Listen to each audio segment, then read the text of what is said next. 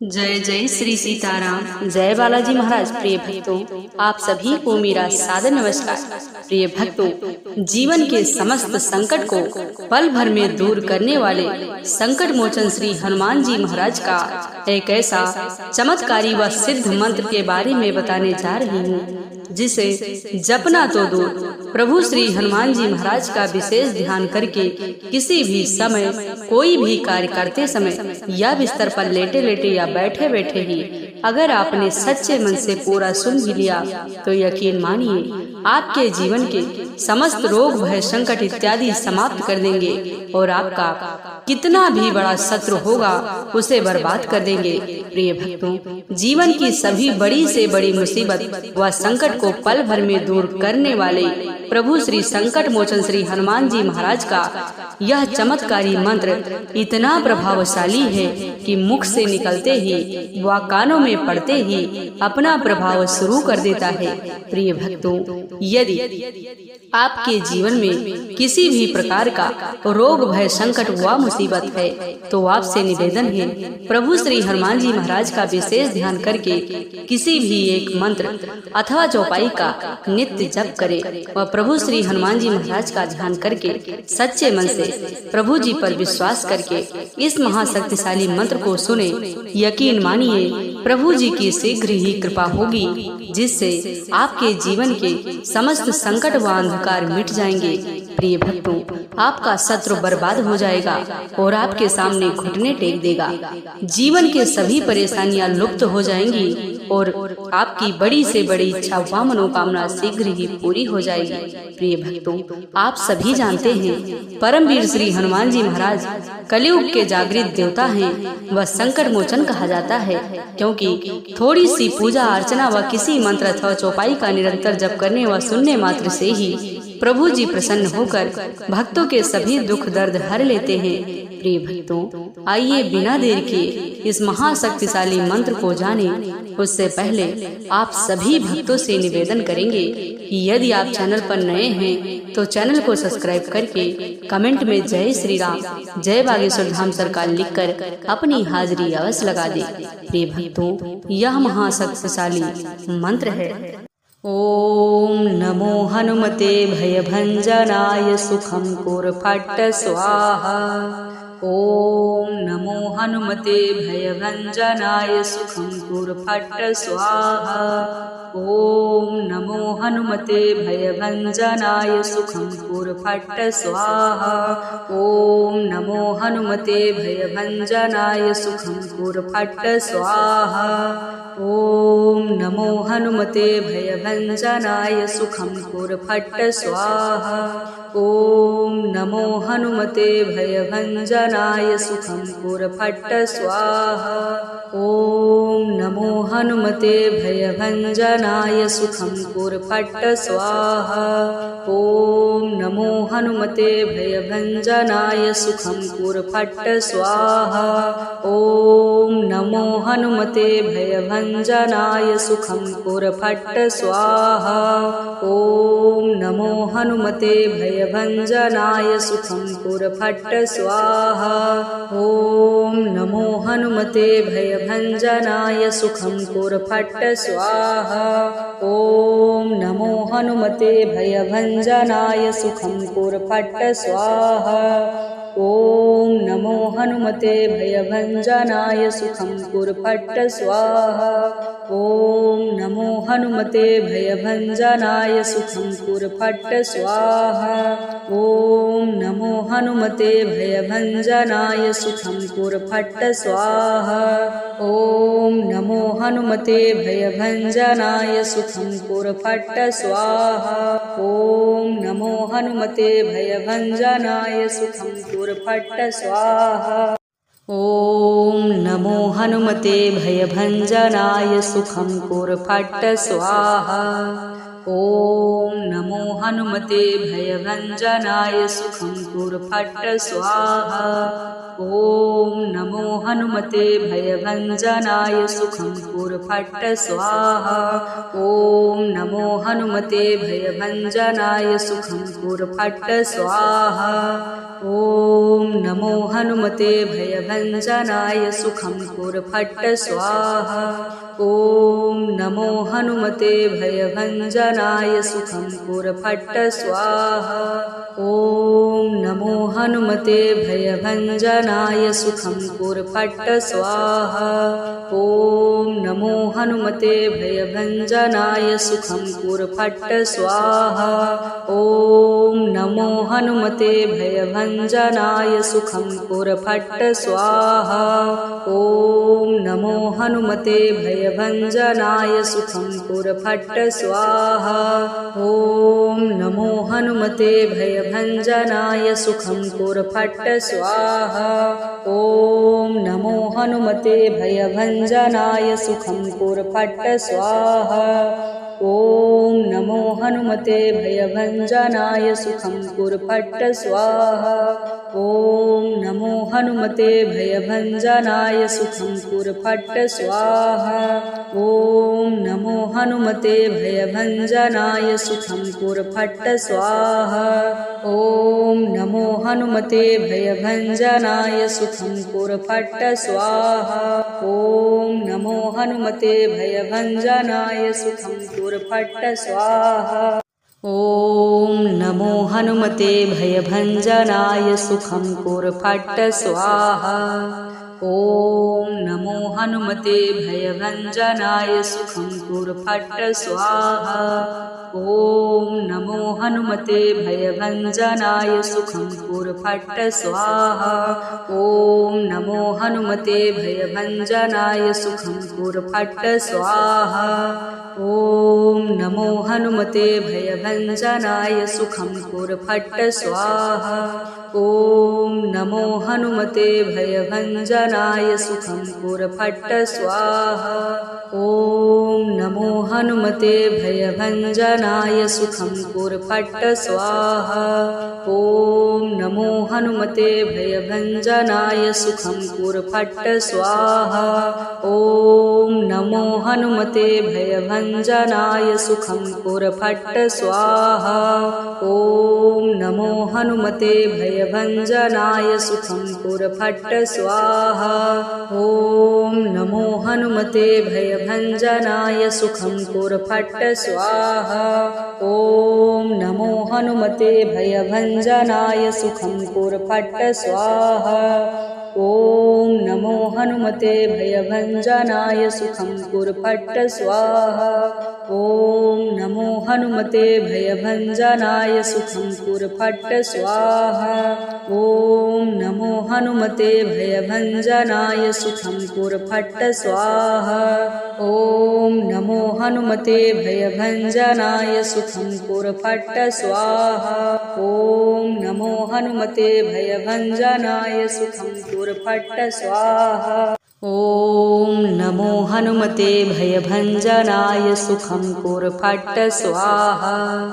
ॐ नमो हनुमते भयभञ्जनाय सुखं कुर्फट् स्वाहा। ॐ नमो हनुमते भयभञ्जनाय सुखं कुर्फट् स्वाहा। ॐ नमो हनुमते भयभञ्जनाय सुखं कुर्फट् स्वाहा। ॐ नमो हनुमते भयभञ्जनाय सुखं कुर्फट् स्वाहा। ॐ नमो हनुमते भयभञ्जनाय सुखं कुर्फट् स्वाहा। ॐ नमो हनुमते भयभञ्जनाय सुखं कुर्फट् स्वाहा। ॐ नमो हनुमते भयभञ्जनाय सुखं कुर्फट् स्वाहा। ॐ नमो हनुमते भयभञ्जनाय सुखं कुर्फट् स्वाहा। ॐ नमो हनुमते भयभञ्जनाय सुखं कुर्फट् स्वाहा। ॐ नमो हनुमते भयभञ्जनाय सुखं कुर्फट् स्वाहा। ॐ नमो हनुमते भयभञ्जनाय सुखं कुर्फट् स्वाहा।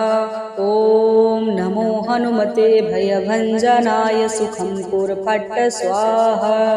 ॐ नमो हनुमते भयभञ्जनाय सुखं कुरु फट् स्वाहा।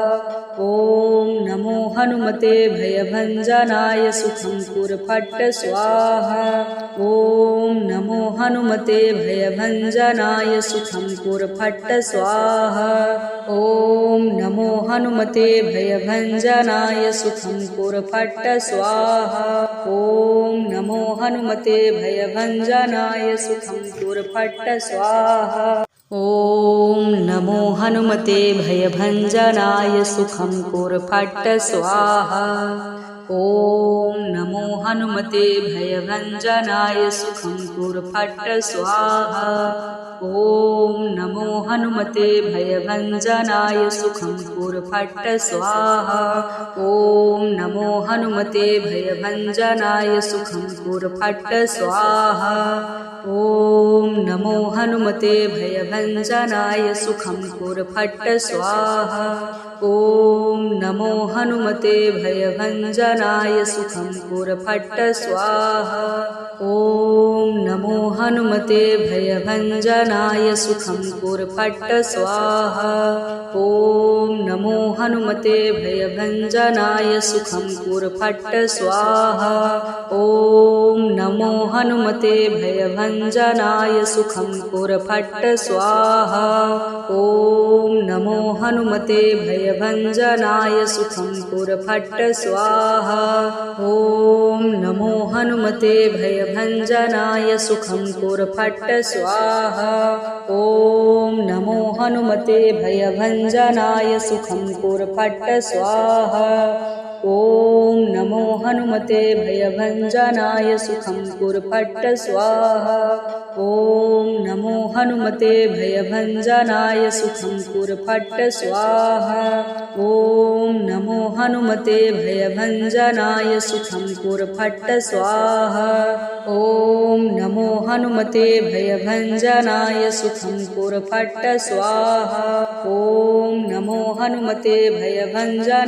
सुखं कुरु फट् स्वाहा।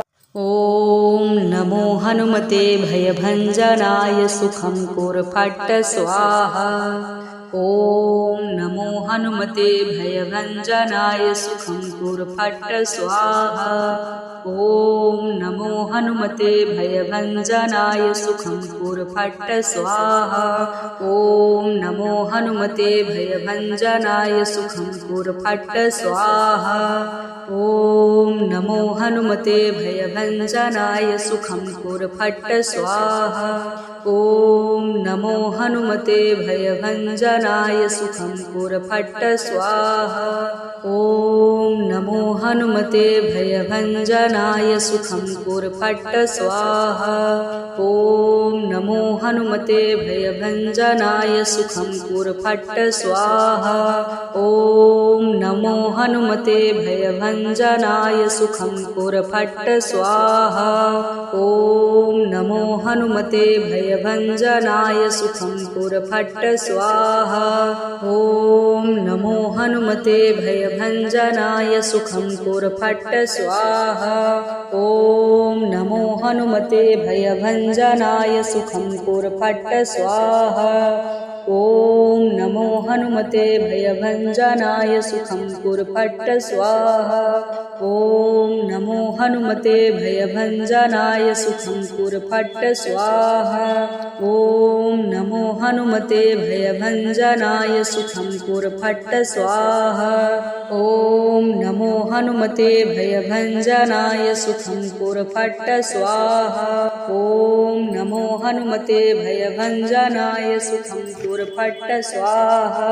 ॐ नमो हनुमते भयभञ्जनाय सुखं कुरु फट् स्वाहा। ॐ नमो हनुमते भयभञ्जनाय सुखं कुरु फट् स्वाहा। ॐ नमो हनुमते भयभञ्जनाय सुखं कुरु फट् स्वाहा। ॐ नमो हनुमते भयभञ्जनाय सुखं कुरु फट् स्वाहा। ॐ नमो हनुमते भयभञ्जनाय सुखं कुरु फट् स्वाहा। ॐ नमो हनुमते भयभञ्जनाय सुखं कुरु फट् स्वाहा।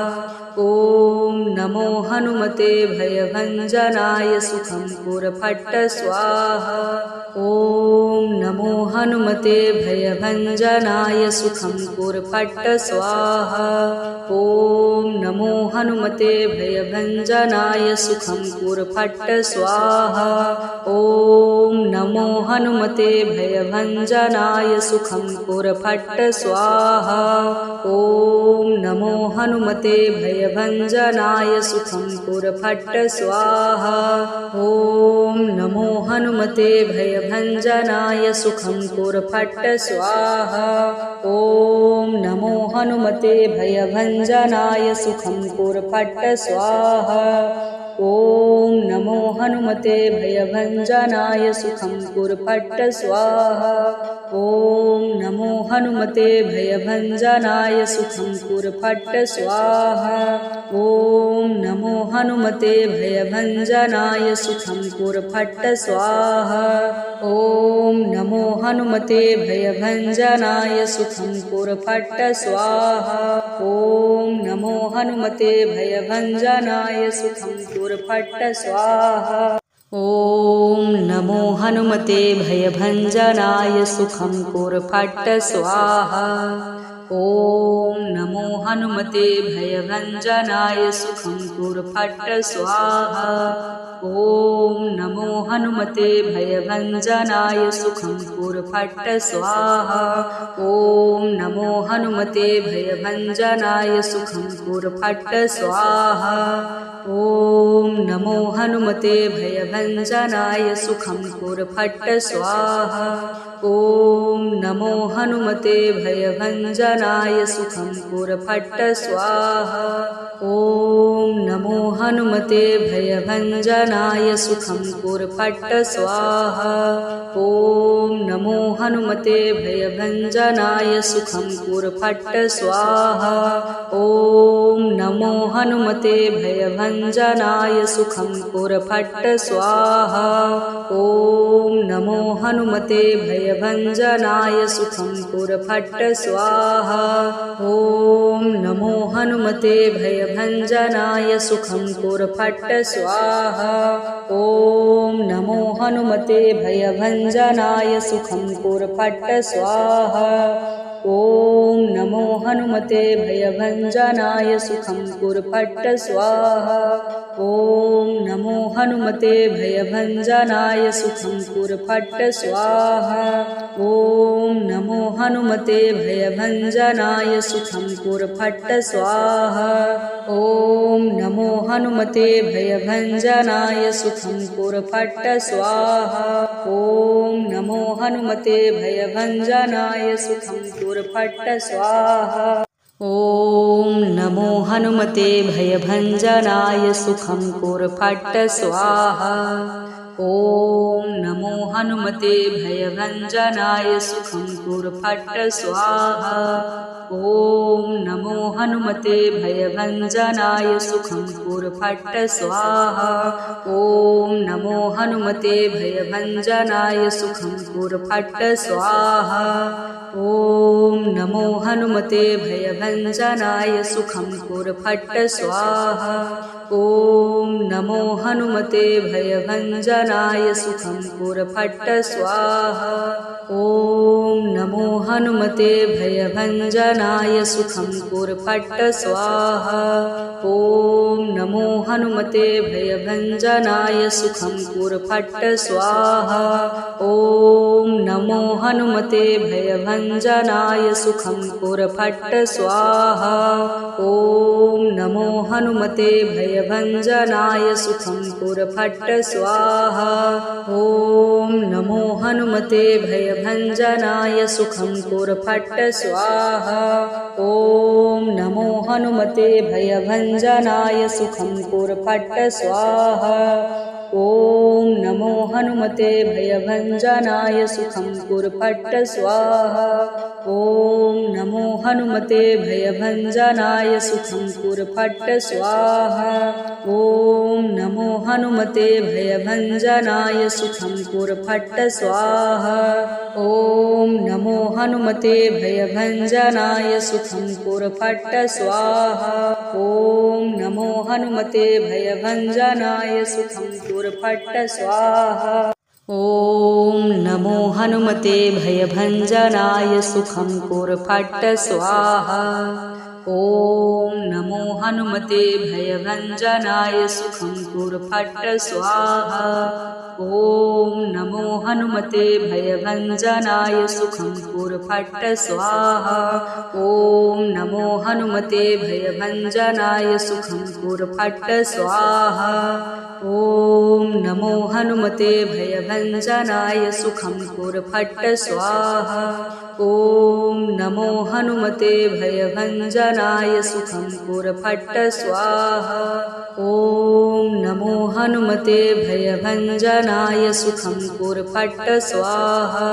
ॐ नमो हनुमते भयभञ्जनाय सुखं कुर्फट् स्वाहा। ॐ नमो हनुमते भयभञ्जनाय सुखं कुर्फट् स्वाहा। ॐ नमो हनुमते भयभञ्जनाय सुखं कुर्फट् स्वाहा। ॐ नमो हनुमते भयभञ्जनाय सुखं कुर्फट् स्वाहा।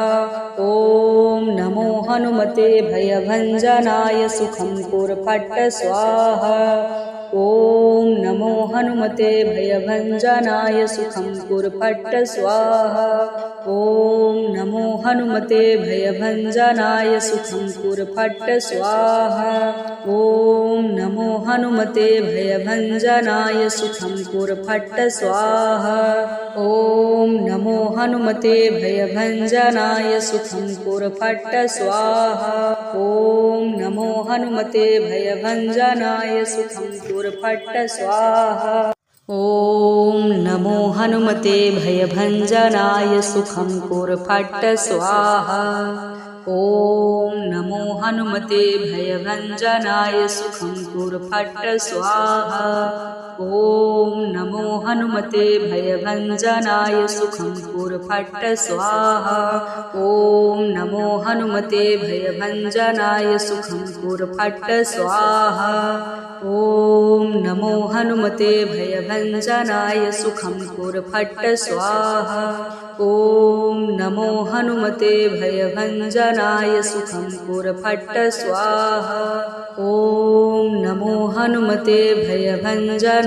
सुखं कुर्फट् स्वाहा। ॐ नमो हनुमते भयभञ्जनाय सुखं कुर्फट् स्वाहा। ॐ नमो हनुमते भयभञ्जनाय सुखं कुर्फट् स्वाहा। ॐ नमो हनुमते भयभञ्जनाय सुखं कुर्फट् स्वाहा। ॐ नमो हनुमते भयभञ्जनाय सुखं कुर्फट् स्वाहा। ॐ नमो हनुमते भयभञ्जनाय सुखं कुर्फट् स्वाहा। ॐ नमो हनुमते भयभञ्जनाय सुखं कुर्फट् स्वाहा। ॐ नमो हनुमते भयभञ्जनाय सुखं कुर्फट् स्वाहा। ॐ नमो हनुमते भयभञ्जनाय सुखं कुर्फट् स्वाहा। ॐ नमो हनुमते भयभञ्जनाय सुखं कुर्फट् स्वाहा। ॐ नमो हनुमते भयभञ्जनाय सुखं कुर्फट् स्वाहा। ॐ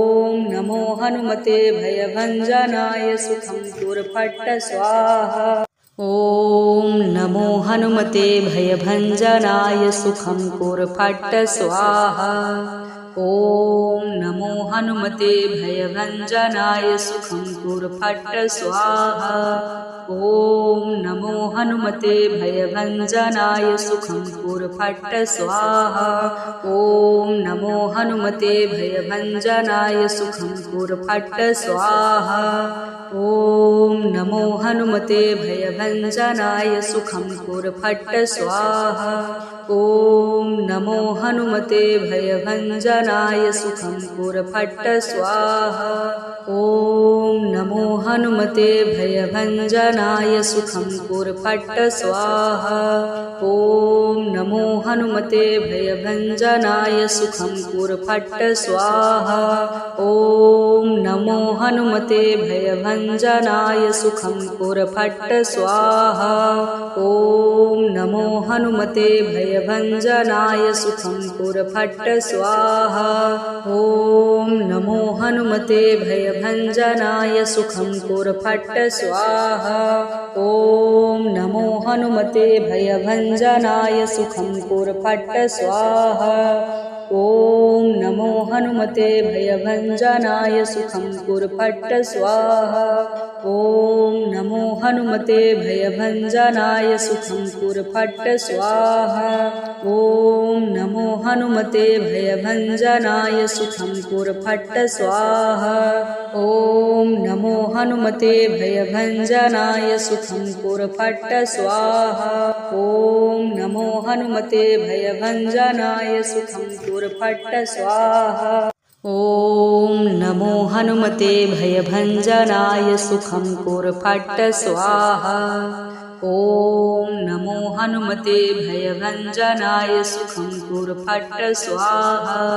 ॐ नमो हनुमते भयभञ्जनाय सुखं कुर्फट् स्वाहा। ॐ नमो हनुमते भयभञ्जनाय सुखं कुर्फट् स्वाहा।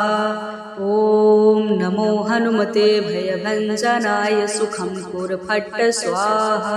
ॐ नमो हनुमते भयभञ्जनाय सुखं कुर्फट् स्वाहा।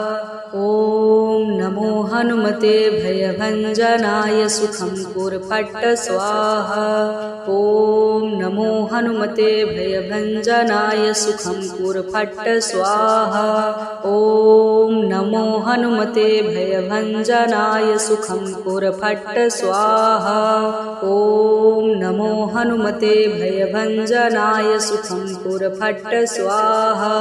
ॐ नमो हनुमते भयभञ्जनाय सुखं कुर्फट् स्वाहा। ॐ नमो हनुमते भयभञ्जनाय सुखं कुर्फट् स्वाहा। ॐ नमो हनुमते भयभञ्जनाय सुखं कुर्फट् स्वाहा।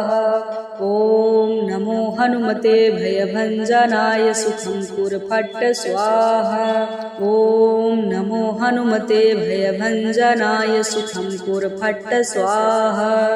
ॐ नमो हनुमते भयभञ्जनाय सुखं कुर्फट् स्वाहा। ॐ नमो हनुमते भयभञ्जनाय सुखं कुर्फट् स्वाहा। ॐ नमो हनुमते भयभञ्जनाय सुखं कुर्फट् स्वाहा। ॐ नमो हनुमते भयभञ्जनाय सुखं कुर्फट् स्वाहा। ॐ नमो हनुमते भयभञ्जनाय सुखं कुर्फट् स्वाहा। ॐ नमो हनुमते भयभञ्जनाय सुखं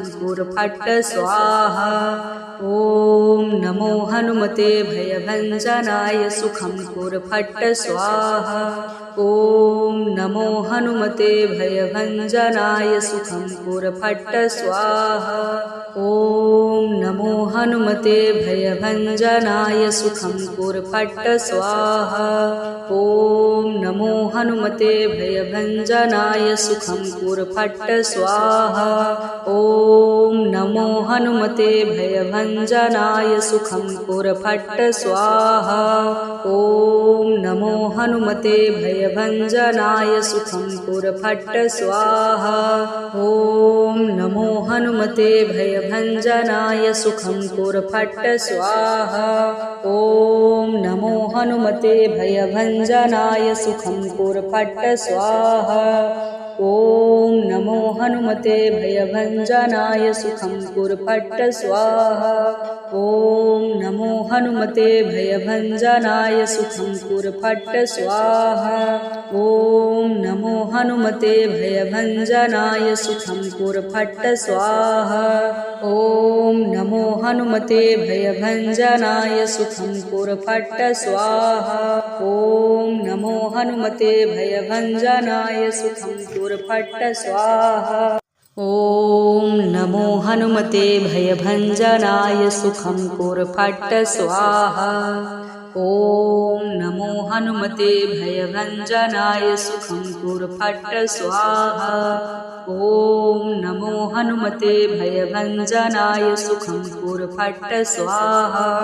ॐ नमो हनुमते भयभञ्जनाय सुखं कुर्फट् स्वाहा। ॐ नमो हनुमते भयभञ्जनाय सुखं कुर्फट् स्वाहा। ॐ नमो हनुमते भयभञ्जनाय सुखं कुर्फट् स्वाहा। ॐ नमो हनुमते भयभञ्जनाय सुखं कुर्फट् स्वाहा। ॐ नमो हनुमते भयभञ्जनाय सुखं कुर्फट् स्वाहा। ॐ नमो हनुमते भयभञ्जनाय सुखं कुर्फट् स्वाहा। ॐ नमो हनुमते भयभञ्जनाय सुखं कुर्फट् स्वाहा। ॐ नमो हनुमते भयभञ्जनाय सुखं कुर्फट् स्वाहा। ॐ नमो हनुमते भयभञ्जनाय सुखं कुर्फट् स्वाहा। ॐ नमो हनुमते भयभञ्जनाय सुखं कुर्फट् स्वाहा। ॐ नमो हनुमते भयभञ्जनाय सुखं कुर्फट् स्वाहा। ॐ नमो हनुमते भयभञ्जनाय सुखं कुर्फट् स्वाहा। ॐ नमो हनुमते भयभञ्जनाय सुखं कुर्फट् स्वाहा। ॐ नमो हनुमते भयभञ्जनाय सुखं कुर्फट् स्वाहा। ॐ नमो हनुमते भयभञ्जनाय सुखं कुर्फट् स्वाहा। ॐ नमो हनुमते भयभञ्जनाय सुखं कुर्फट् स्वाहा। ॐ नमो हनुमते भयभञ्जनाय सुखं कुर्फट् स्वाहा। ॐ नमो हनुमते भयभञ्जनाय सुखं कुर्फट् स्वाहा। ॐ नमो हनुमते भयभञ्जनाय सुखं कुर्फट् स्वाहा। ॐ नमो हनुमते भयभञ्जनाय सुखं कुर्फट् स्वाहा। ॐ नमो हनुमते भयभञ्जनाय सुखं कुर्फट् स्वाहा। ॐ नमो हनुमते भयभञ्जनाय सुखं कुर्फट् स्वाहा। ॐ नमो हनुमते भयभञ्जनाय सुखं कुर्फट् स्वाहा। ॐ नमो हनुमते भयभञ्जनाय सुखं कुर्फट् स्वाहा। ॐ नमो हनुमते भयभञ्जनाय सुखं कुर्फट् स्वाहा। ॐ नमो हनुमते भयभञ्जनाय सुखं कुर्फट् स्वाहा। ॐ नमो हनुमते भयभञ्जनाय सुखं कुर्फट् स्वाहा। ॐ नमो हनुमते भयभञ्जनाय सुखं कुर्फट् स्वाहा। ॐ नमो हनुमते भयभञ्जनाय सुखं कुर्फट् स्वाहा। ॐ नमो हनुमते भयभञ्जनाय सुखं कुर्फट् स्वाहा। ॐ नमो हनुमते भयभञ्जनाय सुखं कुर्फट् स्वाहा।